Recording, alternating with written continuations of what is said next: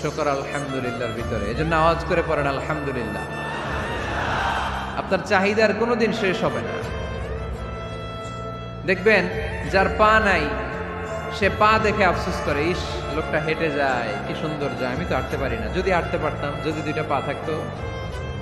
যার পা আছে সে সাইকেলওয়ালাদেরকে দেখে আফসোস করে, ইস আমার যদি একটা সাইকেল থাকতো তাহলে তার হাঁটা লাগতো না, সাইকেল দিয়ে বাজারে যেতাম। যার সাইকেল আছে সে আবার হুন্ডাওয়ালাদেরকে দেখে আফসোস করে, ইস একটা হুন্ডা যদি থাকতো তাহলে তো ভোঁ ভোঁ করা যাইতো না। হুন্ডাওয়ালারও আফসোস আছে প্রাইভেট কারওয়ালাদের দেখে, তারা আফসোস করে, ইস আমার যদি একটা কার থাকতো তাহলে তো কার চালাইতে পারতাম। যাদের প্রাইভেট কার এদেরও আফসোস আছে, ইস আমার যদি একটা হেলিকপ্টার যদি থাকতো তাহলে তো উড়াল মারতে পারতাম, ঠিক না? হেলিকপ্টারওয়ালাদেরও আফসোস আছে, আমার যদি একটা জেট প্লেন